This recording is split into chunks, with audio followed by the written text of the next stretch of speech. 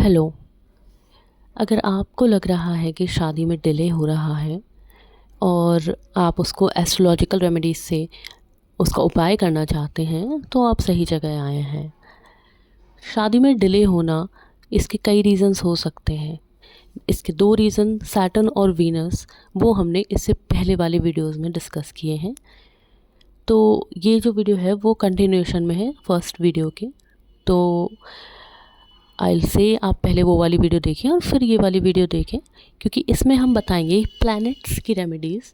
जो हमारा 7th Lord है उसकी क्या रेमेडीज़ करें जिससे हमारे 7th हाउस का जो प्रॉब्लम्स हैं और डिलेज़ हैं वो दूर हो सकें।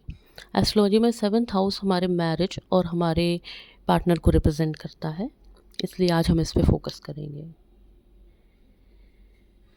अब अगर आपका 7th लॉर्ड अफ्लिक्टेड है, अफ्लिक्शन किसी भी प्रकार का हो सकता है।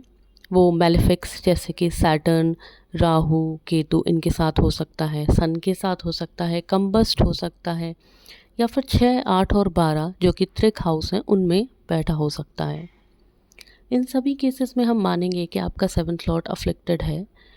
और अगर बाकी रीजंस नहीं है, सैटर्न अफ्लिक्शन नहीं है, वीनस अफ्लिक्शन नहीं है, तो हम सिर्फ 7th लॉर्ड की रेमेडी करके भी शादी को होने को जल्दी कर सकते हैं, इस प्रक्रिया को।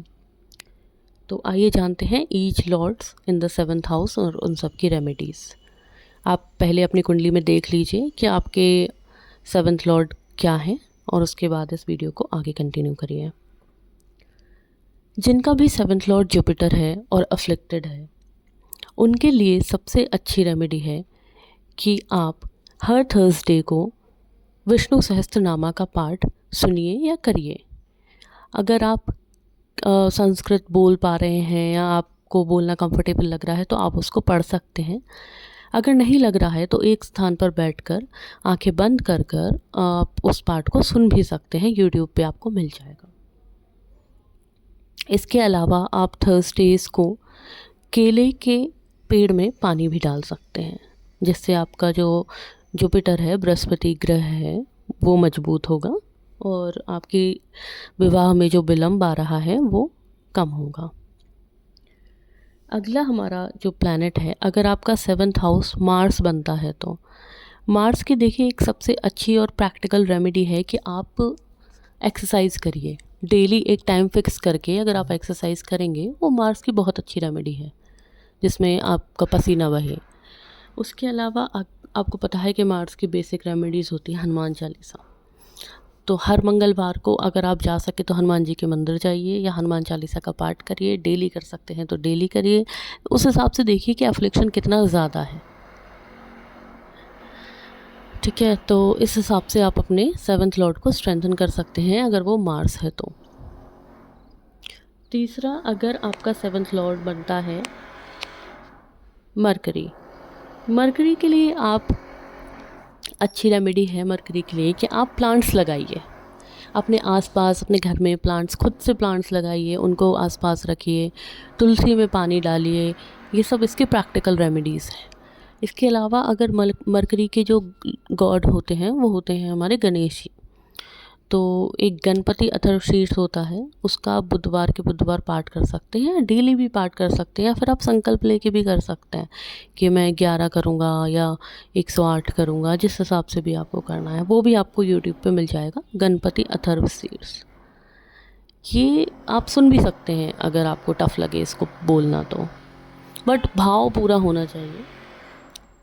नेक्स्ट हमारा, अगर आपका 7th लॉर्ड बनता है मून, चंद्रमा, तो इसकी रेमेडी है शिव जी पे जल चढ़ाना। आप जाइए मंडे को, हो सके तो डेली, और शिव जी पे जल चढ़ाइए। किसी भी आप मंदिर में जा सकते हैं, आप अपने घर पे भी शिवलिंग रख सकते हैं और उनकी पूजा करके और हर मंडे को उन पे जल चढ़ा सकते हैं। मंडे का फास्ट भी कर सकते हैं, और आप चाहें तो इसमें आप शिव जी के किसी भी मंत्र का जाप कर सकते हैं और उसको सुन सकते हैं। नेक्स्ट आपका जो है, हाँ, मून के लिए आप एक ये भी चीज़ कर सकते हैं कि जो मंडेज़ होते हैं उनको आप वाइट कलर के कपड़े पहने और वाइट कलर के कपड़े पहनकर ही अभिषेक करें शिवलिंग का, है ना। नेक्स्ट जो है वो है वीनस। अगर आपका सेवंथ लॉर्ड वीनस बन के अफ्लिक्ट हो जाता है तो ये थोड़ी सी ट्रिकी स्थिति हो जाती है, क्योंकि वीनस ऑलरेडी आपका मैरिज का सिग्निफिकेटर होता है, कारक होता है मैरिज का, और वो सेवंथ लॉर्ड भी है, मैरिज का कारक भी है, और फिर अफ्लिक्शन में भी आके बैठ गया है। तो उस स्थिति में आपको वीनस की रेमेडीज़ थोड़ी ज़्यादा करनी चाहिए। वीनस मोस्टली कम्बस्ट हो जाता है कई बार, मरकरी और वीनस में ये देखा जाता है कि वो सन से कम्बस्ट हो जाते हैं। उनके लिए मैं एंड में एक एक्स्ट्रा रेमेडी और बताऊंगी आपको। वीनस की रेमेडी के लिए आप देवी आराधना कर सकते हैं। फ्राइडेज़ को आप देवी को सफ़ेद या लाल फूल चढ़ा सकते हैं, और देवी मंत्र का जाप कर सकते हैं, देवी के मंदिर जा सकते हैं। और इसकी एक और रेमेडीज़ भी है वीनस की, वो है परफ्यूम। रोज़ का परफ्यूम अपने हाथ के वीनस माउंट पे भी लगा सकते हैं आप देखेंगे, आप सर्च करेंगे तो आपको मिल जाएगा कि आपकी जो पाम होती है उसमें वीनस का जो माउंट होता है आपके थंब के जस्ट नीचे होता है, अंगूठे के जस्ट नीचे। उस पर आप शुक्रवार के दिन नहा धोकर उस पर रोज़ का जो इत्र होता है वो लगाइए उस माउंट पे। ये एक वीनस को ठीक करने की काफ़ी अच्छी रेमेडी है। इसके अलावा आपकी लाइफ में जो भी स्त्रियां हैं, जो भी फीमेल्स हैं, उनकी आपको रिस्पेक्ट करनी है, और अगर हो सके तो फ्राइडेज़ को आप उनके लिए कोई गिफ्ट या फिर छोटी बच्चियों को खाना खिलाना या इस टाइप से कुछ कर सकते हैं। इससे आपका जो वीनस होगा वो काफ़ी स्ट्रेंथन होगा। नेक्स्ट आपका अगर सेवंथ लॉर्ड सैटर्न है तो देखिए, सैटर्न कारक होता है देरी का, धीरे धीरे चलने वाला प्लैनेट है। तो ये एक मेजर रीज़न होता है कई बार सैटर्न अगर देख रहा हो या सैटर्न खुद ही सेवंथ हाउस में हो तो उसका। इसकी रेमेडी मैंने प्रीवियस वीडियो में भी बताई हुई है, तो वही इसकी रेमेडी है, आप उसको देख लीजिएगा उस वीडियो में से। वैसे मैं इसमें भी आपको थोड़ा बता देती हूँ, लाइक हनुमान चालीसा का पाठ कर सकते हैं, और उससे बेटर रहेगा कि आप शिव आराधना करें, थोड़ा डीप में जाएं। मंडेज़ की फ़ास्ट करें, 16 सोमवार या सावन सोमवार या मंडेज़ का जो भी फास्ट है वो करें, और सैटरडेज़ को आप थोड़ा त्याग करें कुछ चीज़ों का, जो भी आपको लग रहा है। जैसे आपको बहुत अच्छा खाना पसंद है या फिर आपको घूमने जाना पसंद है, तो सैटरडे को आप उनका त्याग करें। कोई भी पसंदीदा चीज़ जो आपकी है, जैसे फॉर एग्ज़ाम्पल आपको आइसक्रीम्स बहुत पसंद है या कुछ भी, तो आप एक प्रण लो कि सैटरडेज़ को मैं ये नहीं करूँगा या करूँगी, है ना। जैसे आपको गर्मी लग रही है फॉर एग्ज़ाम्पल और आपको एसी चलाना है, पर सैटरडे है तो आप सोच नहीं, मैं गर्मी में ही बैठूंगा थोड़ी देर, मैं सहन करूंगा, बट मैं वो नहीं करूंगा, आज एसी नहीं चलाऊंगा। तो सैटरडे को त्याग भावना से रहें, इससे जो सैटर्न का एफ्लिक्शन है वो थोड़ा कम होगा। नेक्स्ट आता है सन। अगर सूर्य हमारे सेवंथ हाउस के लॉर्ड बन रहे हों तो उस केस में, और अफ्लिक्टेड हो, अब सन अफ्लिक्शन मतलब सन अगर सैटर्न के साथ है, डिग्री में कम है, या ग्रहण लग रहा है, ग्रहण योग है, राहु के साथ है, केतु के साथ है, उस टाइप से, या अफ्लिक्टेड हाउस में है, डिग्री कम है या जो भी, तो उस केस में सूर्य की रेमेडीज़ हो सकती। सबसे बढ़िया रेमेडी है जल्दी उठना और सूर्य को जल चढ़ाना। ठीक है, सुबह जल्दी उठिए, सूरज को नमस्कार करिए, सूर्य नमस्कार करिए। अगर आप योगा करते हो तो it will be a good remedy for this. Surya namaskar करिए और जल चढ़ाइए सूर्य देव को, ओम सूर्याय नमः करिए। इतना काफ़ी होता है सूर्य की रेमेडीज़ के लिए। इसके अलावा अब मैं आपको बताती हूँ कम्बस्ट प्लैनेट की रेमेडीज़ में भी आप जो सूर्य की रेमेडीज़ हैं उनको इनकॉर्पोरेट कर सकते हैं।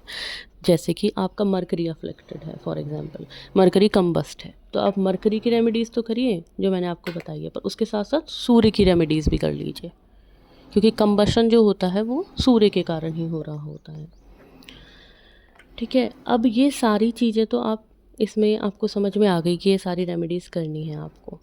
अब इसकी पुरानी वाली वीडियोस में भी जो रेमेडीज़ हैं उनका अगर अफ्लिक्शन है तो अगर सारी ही चीज़ें अफ्लिक्टेड हैं, फॉर एग्जांपल आपका सैटर्न भी उसको देख रहा है सेवन्थ हाउस को, फिर आपका वीनस भी डेबिलिटेटेड है, और उसके बाद सेवन्थ लॉर्ड अगर कोई सा बनता है, जैसे कि एग्जांपल ले लेते हैं जैसे मरकरी बनता है, वो भी अफ्लिक्टेड है, उस केस में आपको तीनों प्लैनेट्स की रेमेडीज़ करनी पड़ेंगी ताकि आपका जो विवाह है उसमें जो देरी आ रही है वो ख़त्म हो सके।